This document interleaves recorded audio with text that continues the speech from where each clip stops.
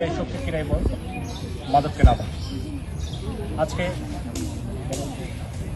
বড়ঙ্গ primary school মাঠে যে minimum football প্রতিযোগিতার উদ্বোধনী খেলা, সেখানে উপস্থিত আছেন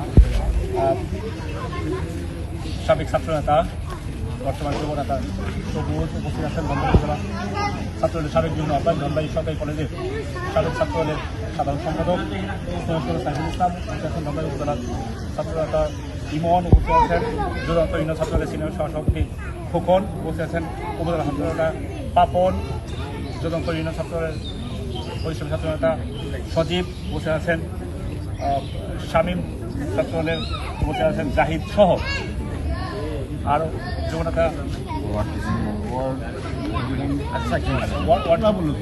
আচ্ছা, যারা এখানে আমার যারা খেলোয়াড় জন্য উপস্থিত হয়েছেন সবাইকে বাংলাদেশ ধনবাড়ী উপজেলা শাখার পক্ষ থেকে জানাই সালাম এবং অভিনন্দন। আসসালামু আলাইকুম। আমরা আসলে প্রথমে দুঃখিত যে অনেক সময় দেরি হয়ে গেছে, এটার জন্য আমরা দুঃখিত।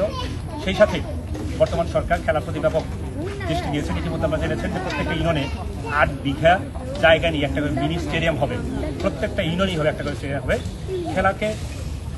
খেলার প্রতি আসক্ত করার জন্য দেশের বিভিন্ন প্রত্যেকটা অঞ্চলে মাদকের যে ভয়াবহতা ছড়াচ্ছে, এত পরিমাণ ভয়াবহতা, এটার থেকে বিদায় আসার জন্য একমাত্র সঠিক পন্থা হচ্ছে খেলাধুলা।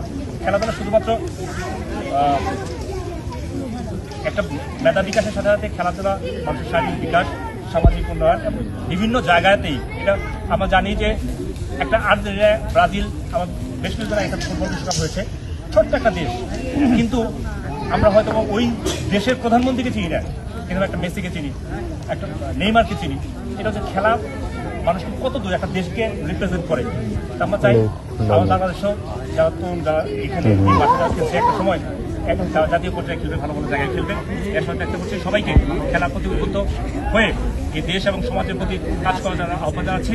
আমাদের প্রিয় নেতা ধনবাড়ী মধ্যপুর থেকে নির্বাচিত এমপি মাননীয় মন্ত্রী আলহাজ ফকির মাহমুদ সমন্বয়ের পক্ষ থেকে সবাইকে ধন্যবাদ দিয়ে সংক্ষিপ্ত কথা শেষ করছি। সবাইকে ধন্যবাদ। আসসালামু আলাইকুম।